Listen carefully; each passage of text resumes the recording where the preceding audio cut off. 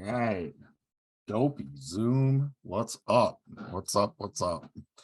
Um, I'm really happy to be here, and all these notifications are going off on my computer. So if you can hear it, sorry about that.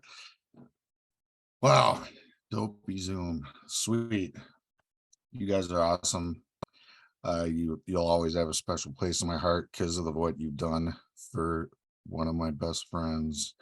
Um, really helped him a lot, and I know he struggled quite a bit. Dude, I have to silence my phone now. So I'm just like gonna always forever be grateful for you guys for giving a safe, understanding space for people no matter where they're at, is a beautiful thing. And the one thing that I think I find the most appealing about Dopey is that you guys embrace the darkness as well. All the parts of ourselves are so important that we get familiar with them and learn how to sit with them and let them be what they are, right? Like it's really critical if you want to sustain a meaningful and lasting recovery to be at an acceptance level and a comfort level with all the pieces of yourself, no matter how ugly. And being when you can get to that space, then you can share that with other people. And when you can share it with other people and not lose your shit anymore because you're comfortable in your own skin for once in your life, that's that's a beautiful thing. And our experience, no matter who we are, is powerful, and it can help others. So it's a big deal to do that inner work, to get that healing so that you can be a voice, and you can share your story and you can be open, because it can help others. And that's what it's all about. That's the cycle. That's magic in recovery. And I appreciate you guys and your platform. So yeah, I just wanted to start off with that. So I'm Jason. I'm a person in long-term recovery. Actually, tomorrow is my birthday and my clean date, which was weird how that happened. I'll share that story with you since it's prevalent. But I'm like, yeah, 6 years, dude, is crazy. And then I was in and out of the rooms for probably a good year or more before that too. But I was like half in, I would show up 5 minutes late. I would leave 5 minutes early. I did not want to know any of your names. I didn't want to know you guys. I thought it was some kind of weird cult. I was probably half listening, half not, mostly probably in my head, you know, worried about the future and dwelling on the past, that, all that shit that you cannot change. That I didn't know that I could choose not to focus on those things and be in the moment and actually live a pretty peaceful existence at that time. So I was in my head and I wasn't listening good. But I did eventually get it, and it's been a blessing, man. I mean, I've been able to do a lot of really wonderful things in my recovery. Uh, I got the first couple years, it was just a group of druggies, group of drunks, whatever you want to call it, good orderly direction. That was my God. That was my higher power. Like the collective wisdom in the rooms was huge for me. And it worked wonderful for a couple of years. And then I ended up finding God later. And after that, after I got baptized, and then I took I I had been through Recovery Coach Academy and gotten certified. I had gotten a scholarship through Minnesota Recovery Connection. After about a year and a half, I was volunteering there doing outreach as an ambassador, working tables at different events, Minnesota Recovery Connection tables, and telling people about what their mission was and the services they offer. And then I did the TRS training, which is telephone recovery support, and I was doing those calls, going in and calling numbers off a list, and most of the time you're getting voicemails, whatever. But I had a couple people that actually answered, and was able to have a couple really like memorable moments as a result of that, and be of service and actually help somebody through a tough time. But it's like I was doing all this volunteer work, and they said should do the Recovery Coach Academy. I did that, and then they gave me a scholarship to go get the certification. uh so I went and did that test. I think it was like $150 or something they paid for it. No, certified for, the first time you get it, it's good for 2 years, but I never did nothing with it. But I did it because I wanted to just learn more. I've been that way, and I continue to be that way, thankfully, even this far in, hence Dharma, dude. Like I got that book, and I want to explore that. I think further, I get to have an and program today. I don't have to have a one-dimensional program. It doesn't have to get old or get stale or boring.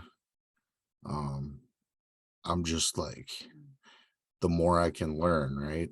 And anything I can find that benefits me, it's just awesome. It makes mine better. And then it makes me be able to bring a better version of myself out to the community around me. So yeah, what else have I done? I did Stephen ministry training with my church, and that was like 6 months of training for that. And it's basically the same thing as recovery coaching with a faith element, which is kind of weird, but it kind of went deeper too. And it pushed me way out of my comfort zone when it came to like praying with others and stuff like that. So I was like, I was kind of uncomfortable for some of that stuff at first, but it really helped open my heart and my mind up to being able to express concern and care for others, and in a different type of way. I like, and for some, a much more meaningful type of way. So I don't know, I was doing podcasts kind of early on. Just it was weird. Like I got really into listening to them, and then I felt like this nagging sense that I needed to reach out to Charles, who's the host and creator of the Way Out podcast, and to share my story. Because at the end of his podcast, it always says, like, if you want to share, just email this, and whatever, we'll get you on the show. So I was like, I don't know why, but I really wanted to reach out to him. So I did. Because at that point, I was just starting to do, like really getting in the groove of like, when I would feel prompting, I would like just act on it. And when people would suggest stuff, even if it didn't make sense, I would just do it, because I don't know why, but the shit always worked when I did, even though it didn't make no damn sense to me. So I was like, I don't even know why I would want to do that, but I'm going to email the dude. And I did. And then, you fast forward a year and a half later, and he reached out to me and asked me if I wanted to help him out, come on and kind of revamp the show. He wanted to change the format.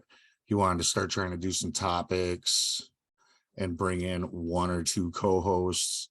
He did bring on two of us, and Alex was the other guy. I think he only stayed on for like 8 or something, like maybe not even 8 weeks. And then he was like, nah, I'm going through personal stuff, man, and I'm out. But that was like over 4 years ago. And I'm still doing the show with him. That's been great. We just had our 300th episode a couple weeks ago, so we're at like 302 episodes now.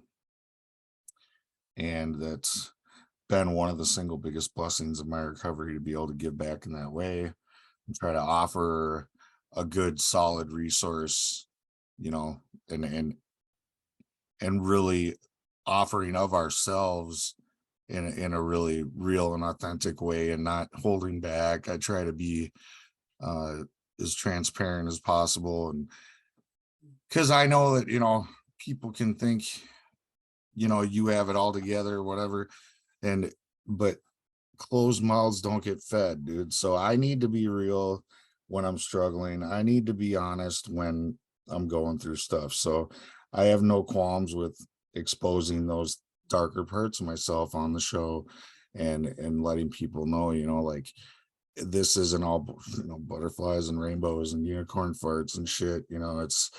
This is real life, and it gets hard as hell and complicated, and we can really tend to struggle harder, lots harder, if we don't reach out for support and help, whether we think we need it or not.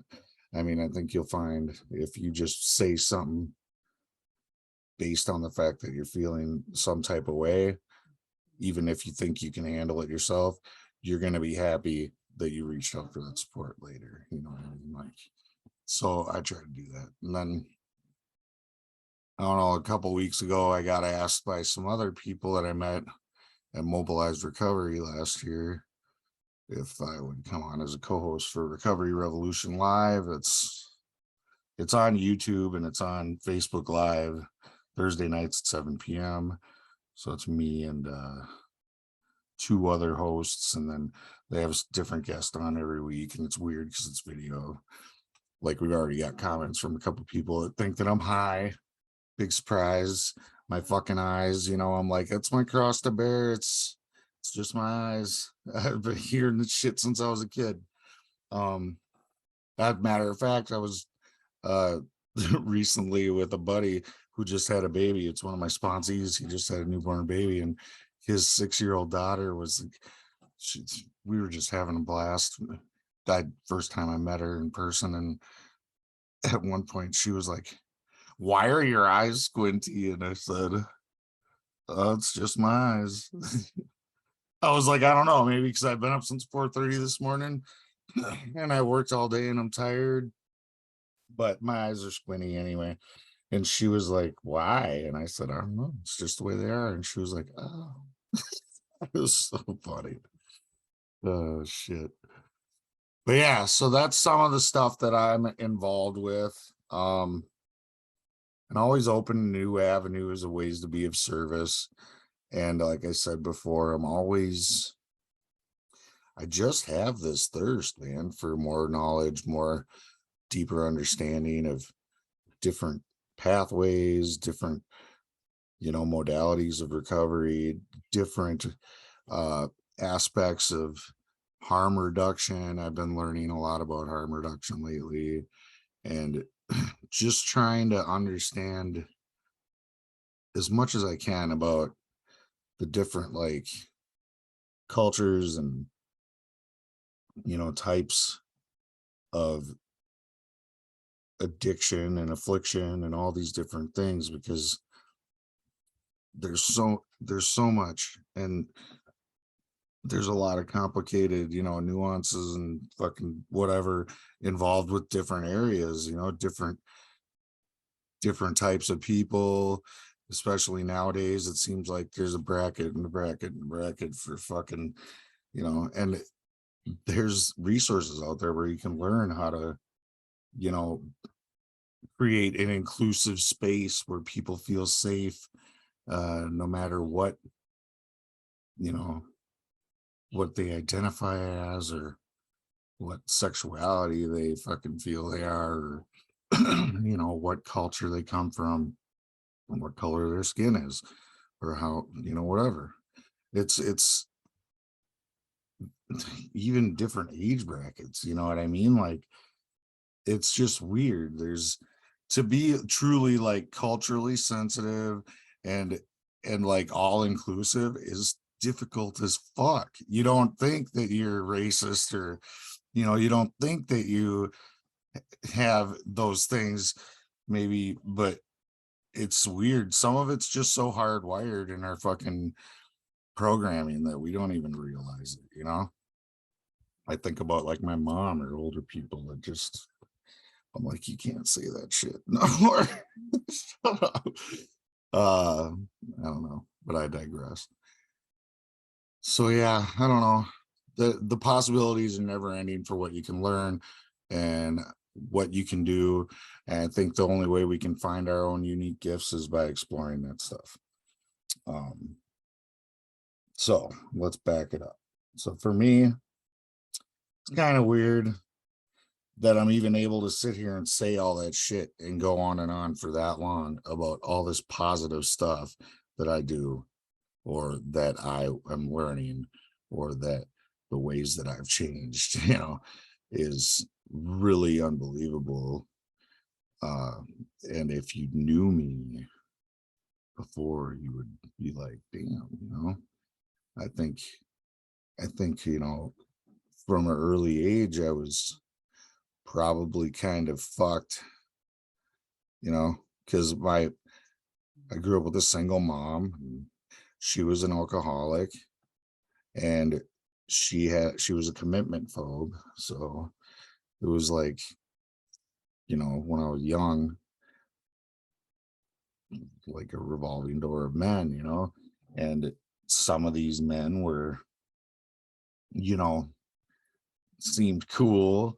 Some of them were, you know, physically or verbally abusive. And um, my mom was never one to back down from a fight ever. She's a hard-nosed chick, and she'd fucking get after him, you know what I mean? And so there was I was witness to a lot of violence, domestic violence, and um sexually explicit behavior, super inappropriate conversations and behavior, and jokes and all sorts of shit. That So even when things were like kind of like fun or like a fun atmosphere, it was still probably highly inappropriate for children. And it was just normal for me.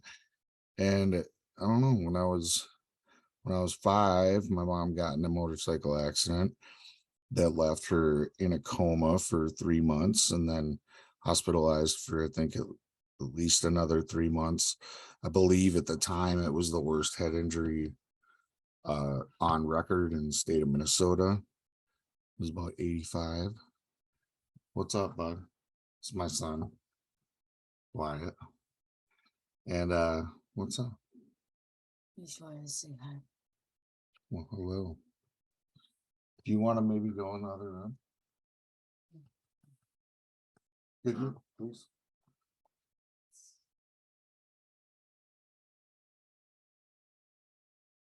I just prefer if I didn't have to censor myself.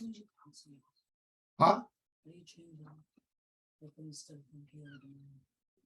I don't know. All right. So yeah, I kind of forgot he was back there. He's being so quiet on his tablet. So yeah, when I was 5 and she got in that wreck, I had to go live with family, a couple different uncles in a short period of time, and I ended up finding the long-term stay at my Uncle Johnny's. And when I was there, I got, like, they worked a lot. So she was a nurse, my Aunt Di was a nurse, my Uncle Johnny worked for like a hotel or something. They both worked ridiculous hours. So I was left at home with my cousin, who was 16. I was 5. And he was kind of like my babysitter, but he was the only one that was there with me. Anyway, he started to have his way with me, and I was there for over 3 months, and it was pretty much every day, sometimes numerous times a day, that he would molest me, stick his finger in my butt, make me suck his penis, and um, try to play with me all the time, and um, I blocked it out for for a long time till I was like 12. Um, when I was 12, I had started to have these recurring nightmares. It was like a faceless man and a faceless boy, and you fill it in the rest, whatever. But they were recurring dreams, so I was really disturbed by this after it I kept having these dreams. Like I didn't know what the hell was going on. I was like, you know, am I the guy or am I like the kid? Like, am I some kind of sick fuck and I don't know? You know, I didn't know what the hell was going on, and it was weird, and I didn't dare say anything to anybody. And then I think after a while, I told my mom about it, and she was like, "That sounds like what happened with you and your cousin Helen when you were a kid." And then it was like something snapped, and I had a total recall, and it just flooded back. I remembered vividly, so much that I didn't wish I never, would have had those images in my head or the feelings that they invoked in me at the time. I became very angry and more um destructive, like I would act out and I would run away and I would vandalize shit, a lot of shit. I just loved destroying shit. That was like my favorite. Just go out and destroy, you know.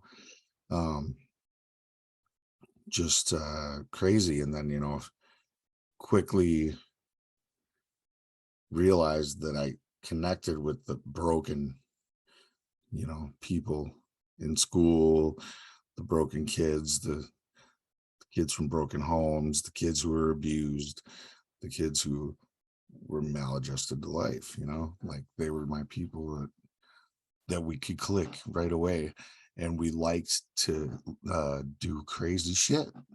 We all liked to do all this crazy shit. So it was good for me at the time. It kind of saved the day, I guess. I don't know, like it gave me a purpose and a drive, to something to look forward to, man, to go hang out and get fucked up and go play some mailbox baseball or go smash some car windows or slash some tires, like fucking uh steal hood ornaments and throw rocks and fruit and shit. Throw fruit at trailers was one of the fun ones for me. I don't know, because I had train tracks in my backyard and you could go up there with like a bunch of potatoes or apples or something and just chuck that shit. And if you hit the tin ones, it would be so loud and people would come up out of their house and we'd be ducking behind the train tracks, like hiding, just laughing our fucking asses off. I don't know. I I had a blast doing that kind of shit. And um, I just hid from it, I guess, but I've said it often. I think that at an early age, I mean, drugs were definitely the solution for me. They saved my life, for a long time. It's just that nobody tells you that the shit don't work like that forever, and it's gonna get weird. It's gonna take a weird turn, if you keep on doing that. And what did I do? I quickly discovered that I could smoke my weed for free if I sold weed, and then I'd even have money left over for beer or Mad Dog 2020 or Mickey's 40s, whatever the fuck we used to drink back then. The wide mouth Mickey's, Colt 45, double malt liquor. Uh, that was kind of like how it all started for me. And then I didn't take too long before I graduated to heavier shit. I started selling coke and meth and ecstasy when I was 15,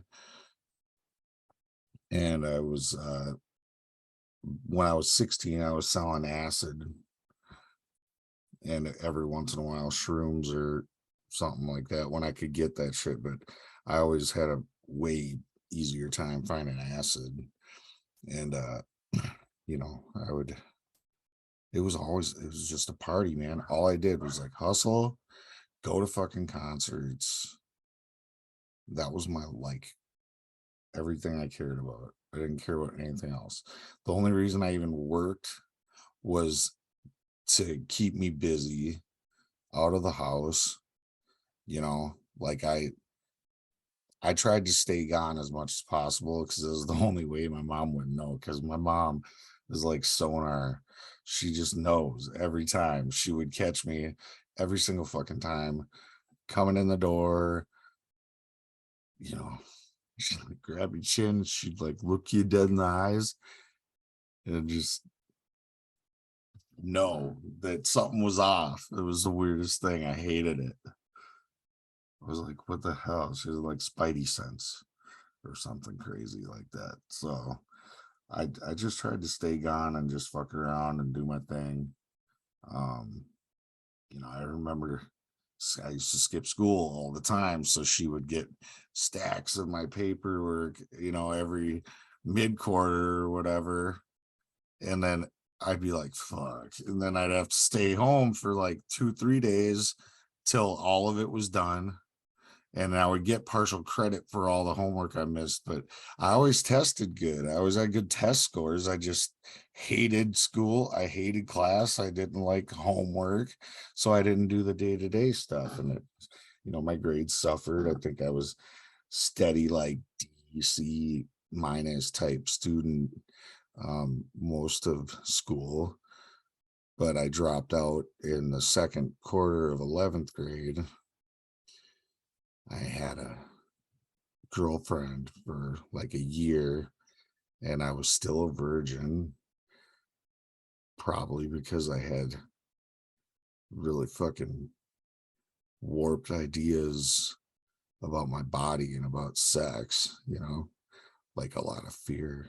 And we were together for a long time before we finally like made that step and slept together and I got her pregnant. Like I swear the first time we had sex, just boom. You got a kid on the way. I was scared shitless. And I dropped out and I partied too much. And I ended up uh, you know, having this little baby boy and trying to wrap my head around how am I gonna like take care of this little dude? And her parents had a lot of money, so they helped, you know, helped us get into a house and little tiny house and had a little yard with like a swing set and you know, so everything seemed like it would be perfect. But you know, I was there, she was there. We both had substance issues, big time substance issues. And I don't know, man. We pretty much popped out 2 kids right away in succession. Our relationship was volatile half the time. It was really good when it was good, but it was very back and forth, hot and cold. Um, you know, and then after we had our second kid, she had really bad postpartum, and I had no understanding of what that was. All I knew is that I thought that she like didn't love me anymore and she wouldn't talk to me. So I was kind of in the dark and I don't know, like I dealt with that for a long time, maybe you know, 3 to 6 months, and then I fucking couldn't take it anymore. And when she was at work and the kids were at their grandparents, I packed all my shit and put it in the back of my truck, threw a tarp over it, and left. There was no conversation had. I didn't tell her anything. I had, I don't know what I was thinking when I did that. And then I left and I was like, I'm going to move up to my mom's friend's house an hour north, and I'm gonna like get away from everybody and everything. And yeah, they got me a job and I just went and moved out to the country. And I was trying to see my kids for like 3 months there, calling every day. Nobody would ever answer. And I ended up finally getting them to answer one day. And they said that I could talk to her and they put her on the phone. And then she said that I could come over on Easter Sunday at 5 p.m. I will never forget that day because I went over there. I was nervous as fuck, but I was also angry. I felt, um, yeah, I just felt angry, I guess, betrayed by her. Like she could have said something or did something to stand up for me, you know, because I'm a dad, right? Kids need their dad. But anyway, I show up there at 5 o'clock. I'm nervous and pissed, trying to be cool, trying to be civil, go in. And at the time, my daughter is 1 and my son is 3. So the second I walk in, my son is all on me, which was awesome. And then he wanted to show me the computer. I remember it was some Sesame Street game on the computer, and he was operating this computer, and I was like, whoa, that's crazy. Like, he's using a freaking computer. He's like a genius. And my daughter's hiding behind her grandma's leg. She hasn't seen me in months. She's still so young, she's just like maybe trying to remember me. Who knows what's going on in a 1-year-old's head. Uh, and then me and my son are sitting there playing trains in the living room, and then finally, she starts coming out from behind grandma's leg. I think she was recognizing me, and then she comes over and she's loving on me for a minute, and then next thing you know, like a timer goes off in the kitchen, and they're like, "Oh, dinner's done. You gotta go." And it was like a half hour, if even. I remember I was so upset, and I went outside in my truck and I fucking kicked the shit out of my dash. I stabbed a bunch of holes in my windshield, or not my windshield, my steering wheel and the dashboard. I cracked the windshield, cracked the dash in a couple spots, just kicking and punching and fucking stabbing shit with the pocket knife, screaming. And I'll never forget the words that I said was like, I'll never put them in a position to hurt me like that again. Fuck them. And wow, looking back, that story hits different now, because after all the things I've learned and all the work I've done since I've been in recovery, I see so clearly how huge that was, that I had my foot in the door. They finally answered. They finally welcomed me into their home again. And you know that's valid, and it's okay that they wanted to do it like take a baby step first to start off. But I just couldn't see it that way in the moment. It was all about me. you know I was so upset, and I was raging. I almost hit a mailbox squealing out of there that day and never went back. And I seen my kids one more time after that, man, and it was about a year later, and I was so fucking strung out. My mom was babysitting for them a lot, and she snuck the kids up to see me, even though she promised she wouldn't. And I was too high. I knew she was coming a week in advance. I told myself I would not be high when she bring my kids up there, and I was high off my ass. I hadn't slept in 4 days. I was uh fucking mess. And then I wanted to, and kids can sense that shit. So like Audrey, my daughter, she wouldn't stop crying. that day. It was just weird. It was really awkward. I was way too high. Um, I really felt like a piece of shit. And I think that convinced me that I was not father material, that I'd never be a dad, that yeah, that it just wasn't in the cards for me. And that this is me and this is all I'll ever be, fucking junkie, living off somebody else, you know, or like living at somebody else's house. Like, I'll never have a house. I'll never have anything other than a total beater vehicle. I'll never do this, that, or the other thing. I just didn't believe myself at all anymore. And that's where it took me, man. When I had mentioned that when I was 15, I started selling the coke and the crank. Well, when I was 16 was when I really got into injecting, and I battled that demon until I was 36 years old. So even though I had some periods where I was using a different crutch to stand on, weed or booze or pills or whatever, different things at different stages, different phases through my journey, pretty much, leaned on anything you can think of.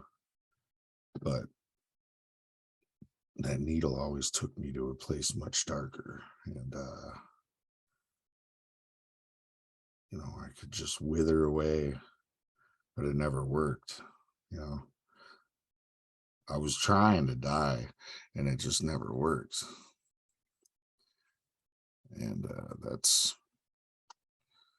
I'm not going to say I didn't have any fun times. Like I said, I liked doing crazy shit, and it was a lot of fun to be just this reckless, personality. But as I got older, it became harder because then I started to,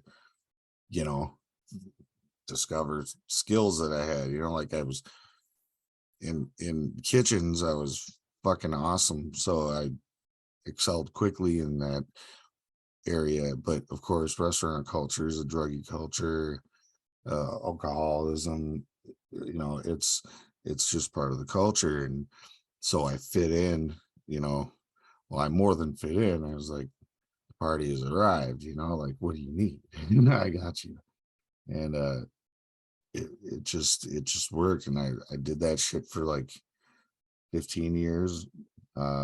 Over half of that I was like the boss, in charge of kitchen manager. And so I had a lot of people working for me that were, you know, younger or had similar issues, and so we could feel normal doing this stupid shit that we did together. And we could co-sign each other's bullshit when we were judging other people that were worse than us to make ourselves feel better, and whatever you got to do, right, to lay your head down at night, we did it to try to appease ourselves and make ourselves feel like we weren't fucking up or that we weren't fuck ups. I had a lot of false pride because I was like, look at me now, I'm running shit, and like I felt like a success, and I wasn't a success. I was a mess. um I think there was a number of times over the years I tried to reach out to my kids' mom and, you know, blow her mind with all the positive things that are going on in my life.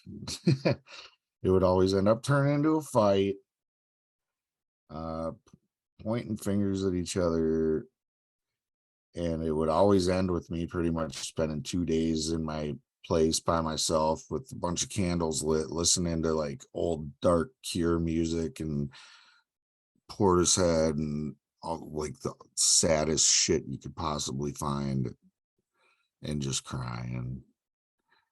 And then, when I was sick of, when I was all cried out, then what? Then I'd escape. I probably would really go hard for a while because that brought everything back. All the unchecked, unresolved trauma just flooded back in an instant because I had to call and make my play thinking that they'd let me back in, or she would let me back in my kids' lives. And then like there was a video cassette of that visit when my mom snuck the kids up, and I can remember countless hours, days of me by myself, curtains drawn tight, doors all locked and latched, still got butter knives in my door anyway, even though like how could anybody get in, bro? You already got the chain and the the deadbolt and everything on. Oh fuck. And the volume's all the way off on the TV because you don't want anybody to know you're home because all the fucking crackheads keep coming around, and it's like I'm tripping in my apartment, tripping balls, watching this video over and over, torturing myself, contemplating suicide.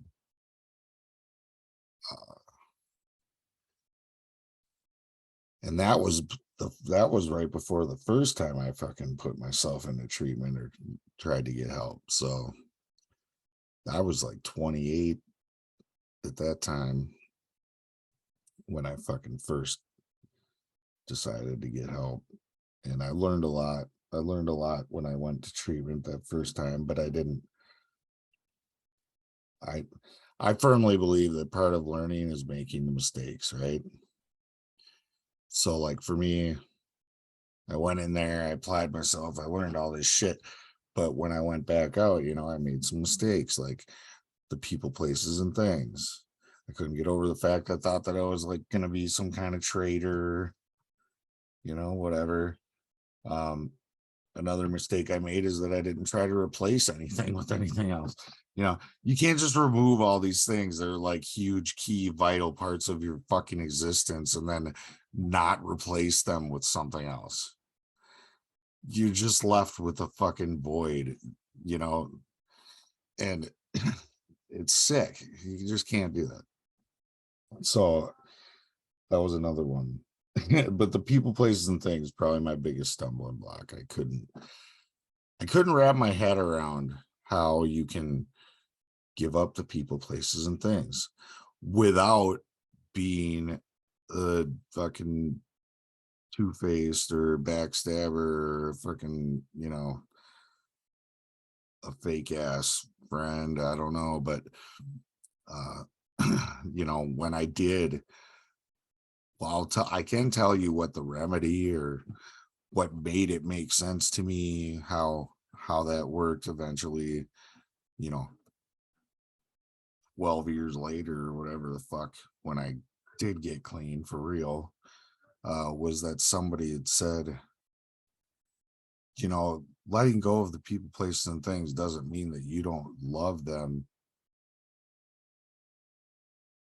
It just means that you need to like love them from a distance until you learn to love yourself. Or that's what it was.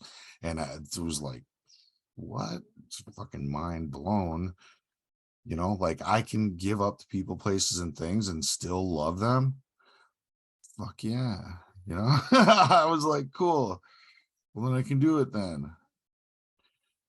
It was like, I don't know. It's weird how sometimes you just can be talking with somebody and they can put something on you and word it just in a certain type of way where it hits and it makes sense. where like it never did before. Because that was the thing that just fucking baffled me every single time. I couldn't wrap my head around it. And thankfully somebody said that to me, and I was able to not feel a bunch of shame and guilt surrounded in the fact that I wasn't going to continue to put myself into certain situations or around certain people that I wasn't going to be able to be resisting temptation. And it's funny too, because then once you sustain recovery for a while, you can go around those fucking people. You can go to those fucking places. You don't want to get high. You don't want to get drunk. You don't want to fucking act out and engage in a bunch of self-destructive, maladaptive behavior. It's the weirdest thing. But at the time when you're feeling like shit, everything feels so final. It feels so absolute, and like this is it. If I give up the people, places, and things, then that's forever. Yeah, right. It's not. Life isn't black and white like that. But that's the way my thinking was. So I really struggled with that shit. But yeah, I don't know, man. It was crazy. I started working at a different restaurant, and I ended up meeting a girl who was the polar opposite of everything. Everything that I ever was. uh she's like a valedictorian of her class and criminal justice major and all this stuff, and I guess just seemed really like responsible for her age. She was also like 10 years younger than me. So of course I had to have her. And because that's going to change my life, right? If I hook up with somebody that's the exact opposite of everything I've ever known, that's going to fix me. No, it did not fix me at all. Guess what? Another failed relationship. I totally skipped over my marriage to the first marriage, but I just feel like it's not really relevant right now to this. That entire relationship was centered around the needle and drugs, and it was fucking toxic and a mess. This was me trying to like fix all that and do things right. And I remember when I got her pregnant, I was so grateful and I was so excited because I was like, I am going to do this right this time. And I hadn't done any hard shit like powders at that point for a number of years. I just drank and smoked weed, and I felt like I was doing pretty good. But I don't know, man. I got her pregnant. I was so excited.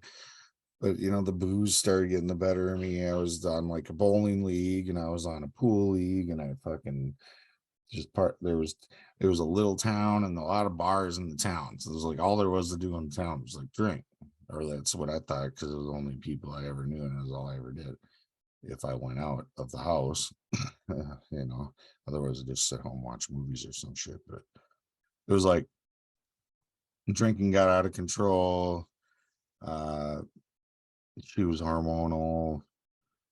We had a little baby around. She was always tired. And, for a while, I really stepped up and did a lot when it came to like taking care of the baby and letting her rest and, trying to be understanding. And then I think maybe it was starting to burn me out. So, eventually we start butting heads. And then it gets to a point where I'm getting resentful, and she's being oversensitive, and I'm feeling nitpicked on. And, mind you, looming in the back of my mind, I got this false pride because I ain't sticking the needle in my arm. And who is this bitch to tell me about drinking or smoking weed? Like, this ain't shit, because my experience was that stuff ain't shit. And so I kind of had a skewed perception of the situation, right? So I'm like getting resentful. I'm starting to do stuff to Spider, starting to like not come home on purpose, and drink till 6 in the morning and then go find a place to hide from my bosses, when they're trying to come pick me up to go frame a house. And I'm like, you don't know where to be found. Or there were so many mornings, dude. I was like hiding in the bushes outside, waiting for them to give up and leave. And then I'd walk my happy ass all the way across town back to the house, or something stupid like that. I'll see you later, Margaret. Thank you. You know, it's just nuts, man. I was so the further into this recovery I get, the more I realize how like locked in my own like world I was, Um, like it was, what do they say? Like in the rooms, like pour me, pour me, pour me another drink. And that was it. And I wanted to like it, when shit went south with her, with my youngest son's mom. Initially I was just drinking so much, and it turned into like I had lived out in that area for 8 years, and I had thought what I thought was like a really big network of friends and stuff, but it's like she grew up there from a child. So when shit went real weird with us, people start picking sides, and next thing you know, it's like I don't feel like I belong, and I feel like I've been betrayed by so many of my friends, and I'm like legit wanted to like throat punch half the town. So I moved in with my mom when I was 33, left there, filed for divorce, moved back in with my mom at 33, and I ain't got a pot to piss in or a window to fucking throw it out of. I got nothing to show for my life. I felt like such a fucking loser. I was super depressed. I continued to get into relationships with severely broken women. I continued to have literally my entire life, basically, the same problems continued to repeat themselves. Whether it was intimacy issues, you know, or just pushing people away, trust issues, abandonment issues, uh, false pride, battling. How the fuck can you be? What do they say? I always really resonated with me. It's like a thing you hear in AA. It's like I was a egomaniac with a. It's like you're an egomaniac, but I don't know what the other part is. Somebody maybe knows what I'm talking about. Maybe you can tell me after. Yeah, like where you just don't fit in or something like that. But yeah, it's like polar opposite sides of me, but they're all valid parts. And that's what I'm grateful for when it comes to recovery, is it's helped me get in touch with the different pieces of myself and get acquainted more with them and become more comfortable with each piece. And it all can kind of start to blend back together because, you know, we're complicated people, man. And there's a lot of pieces, and that's why I think that it's a lifelong process when you're in recovery, because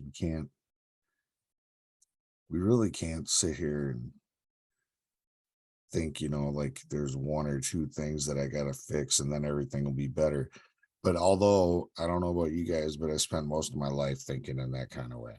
Like, oh, if I just change this, if I just get that job, or just get that girl, or, like how silly, how silly to always think the next thing is going to make everything so much better. No, dude. Like it all starts within.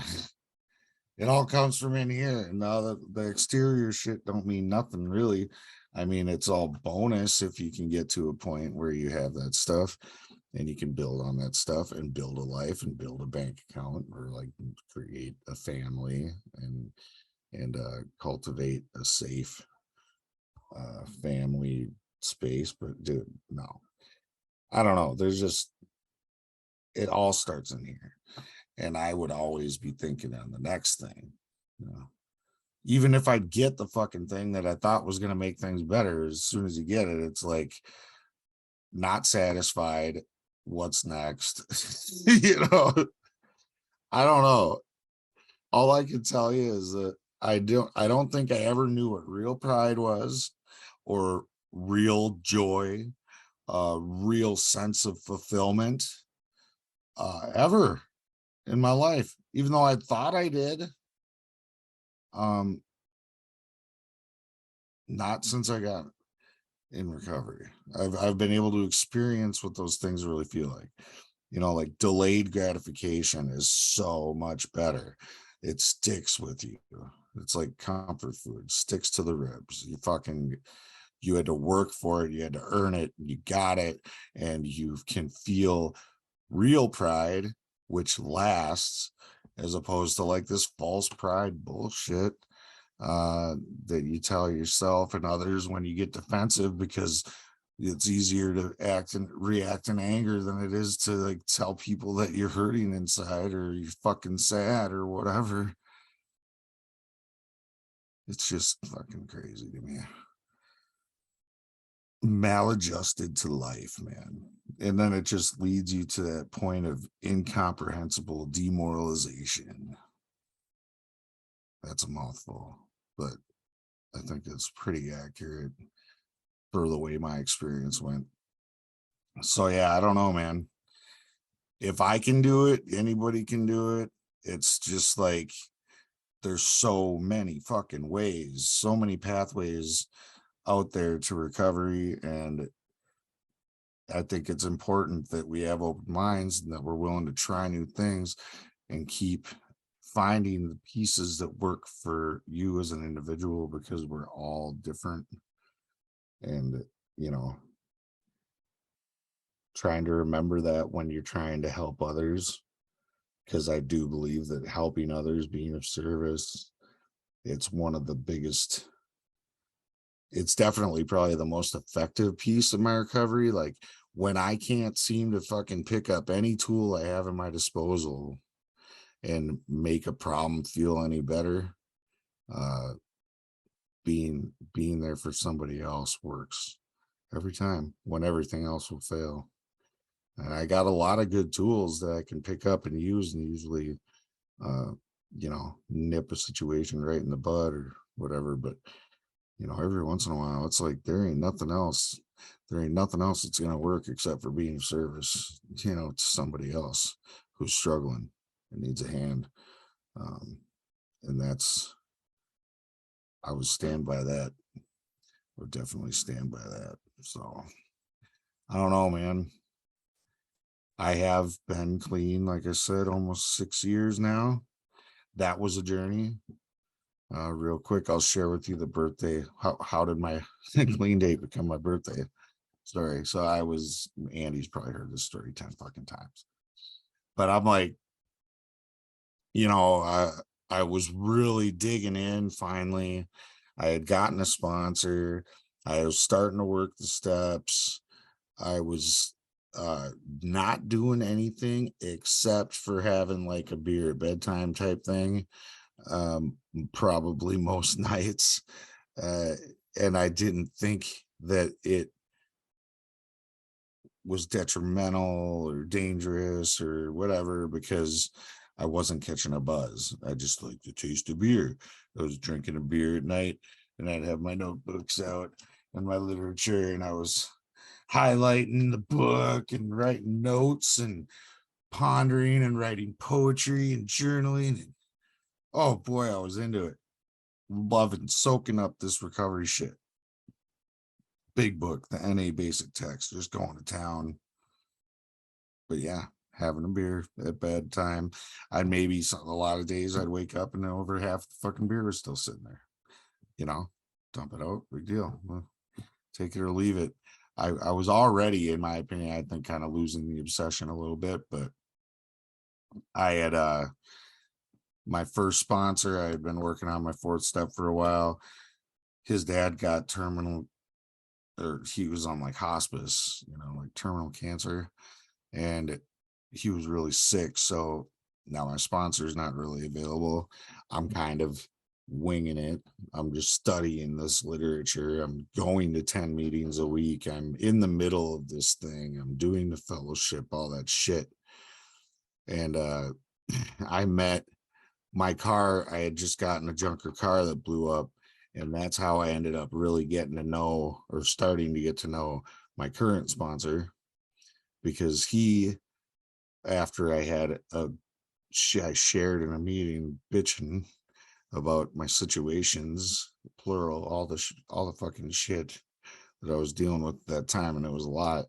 But one of the things was that my car blew up, and he came up and he was like, I can't do nothing about your kid or your ex-wife or your fucking job, your court, any of this stuff, your charges. But he's like, but I do have a car that's just sitting on my property and you can use it for a while. And I was like, are you fucking serious? And he's like, yeah. And he was like, you could come to my house right now if you want with me, and just hop in with me and then you can drive it home. And I was like, no fucking way. It was one of the first solid acts of like random kindness, like, that I experienced in this thing too, by the way, which there have been many since. Many seemingly miraculous things have happened with people stepping in and helping me when I couldn't help myself in really powerful ways. I wouldn't be where I am today if it wasn't for the collective, we and the people. Andy's one of them, actually. Early on, fucking got me a job, bring me to fucking work every goddamn day, drove so far out of his fucking way to do it every fucking day. I didn't have shit to give him. Thank you, brother. But yeah, so anyway, this dude gives me a car. That car ended up blowing up right away, but what it made it happen was us get to know each other, and we became fast friends. And I wasn't hiding the beers, so I had told him about it. And then after a little while, I was like, man, I'm going to ask Mike to be my sponsor. So I asked him, and he was like, him and his sponsor were like, hey, you got to give up those sneaky beers if you want to work with me or whatever. And I was like, I was mad, but I played it cool in the conversation. And then afterwards, I was just irked by this shit that they said, because I was thinking, it don't count. It shouldn't count. This is stupid. Like, why should I have to reset my clean date? Blah, blah, blah. I built this up in my head for like the next couple weeks. Still seeing them 5 times a week at meetings, still playing like everything was cool and shit, or like I wasn't upset, just hiding it, stewing in it. Eventually, I come to this great grand idea that if I'm going to fucking concede to this argument and reset my clean date, that I'm going to make it worth it, because I haven't even caught a buzz and it's fucking retarded. And so I go, for my birthday, I'm going to go party with my friends and my friend's husband. It's the same birthday we have. And it was kind of a tradition for many years. We'd always party. So I called him up and I'm like, dude, what's up? What's up for the birthday? I went out there a day before. I smoked some weed for the first time in like almost 6 months that day. Couple bowls, few oneies maybe. And I had maybe like a 6 or tall boys by the end of the night. And that was from afternoon on. Next morning, I'm not even really that hungover. And this is the day when we're really planning on getting fucked up, having a rager for our birthday. And they made breakfast and Like he went to town. I was sitting in the kitchen, and nothing's worse than a head full of AA and a belly full of booze, man. And I heard people say that in the rooms, but I never thought it fucking made any sense. So just like every other cliche, really, right? Like until you experience it for yourself, you don't know what that shit means. But man, that was my first and only, God willing, experience with that one. Nothing's worse than a head full of AA and a belly full of booze. Because I was fucking eating, it was eating me up. So I called Mike and I told him, I came clean about the whole thing. You know, how I've been feeling, how pissed I was, the whole shebang, this grand plan of mine, and how, you know, fucking I came out here yesterday. So I already did. I tied one on a little bit last night. I got baked as fuck yesterday, you know, numerous times. And I'm like, but now I'm sitting here and I feel like a piece of shit about it. And I don't even want to party today. And I was like, so I needed to tell you that. And I'm like, and I'm gonna need to tell you this, no more beers, bro. And he was like, really? And I was like, swear to God, I'm like, if you could feel what I feel right now, you would know I'm serious. I ain't touching no more of that shit. I'm not partying today. I'm done. And he was like, all right on. And yeah, I just never turned back. So it turned out to be my birthday is my clean date because I had a grand plan and then I couldn't even execute said plan because the fucking all the programmees that I learned in the meetings for the last 2 years fucked it up. The end of story. Good story, huh? So yeah. And now look, you know, things are way different today. My son, I almost lost my youngest son, you know, when I relapsed. I got caught up on some pretty hefty charges. I had met this guy. I worked with him at a pizzeria, and he's a Mexican dude. We got along really good, had a lot of fun, but he ended up being like a fucking big time drug dealer, and I didn't know. We worked together for a long time, and he was selling coke. I wanted him to start fronting me some coke and shit so I could like pay off my car and get an apartment, of course, you know. So like these great ideas that we have, which is fucking amazingly awesome ideas. Yeah. No, he ends up saying yeah. And then after the first time I hooked up with his shit, the next time he brings me a bunch of meth and he's like, oh yeah, well they changed this market in this area because nobody does coke around here no more. Everybody does this stuff. And he's like, it's you make more money. He's telling me all about. I'm like, all right, well, fucking whatever. And I hadn't done meth in fuck 8 years. And here I am. I'm like, fucking, all right, let's all this shit. I had been fucking around with it a little bit right before that happened, but it was like, you know, it's trying to get laid, trying to get with this chick I worked with and stuff. And but it was just weird how it all fucking just, I feel like we're like magnets, man, and we just get drawn to the same fucking type of people, the same type of lifestyle. If you know, if ain't nothing changed in here or in here, like you'll always gravitate to that same shit again. And that's what happened with me, man. I mean, I never would have thought I'd even touch the shit, but my junkie mind said, oh, I can smoke some shit with this chick because I was a banger and smoking it ain't shit. No, dude. No, that's not how it went down. I was doing hot rails within like a week and a half. Like, and then I was like, you know, shooting up again like in a couple months. So it's just crazy. I was like, dude, whatever. Um, I ended up, yeah, started pulling some pretty, I don't know, I was probably slanging like 4 ounces every 2 days for the dude after a while. And I was building up a nice little stockpile of, you know, my own recreational shit. because I needed to be able to, control if it was going sideways or it was getting too up or I was getting too down. I needed something to counteract every which way. So I fucking was like a walking drugstore, but the bulk of what I had was meth because that's what I was making the bulk of my money with. But I ended up having one of my better customers, must have got in trouble. Fucking cops convinced them to record some phone conversations, set me up.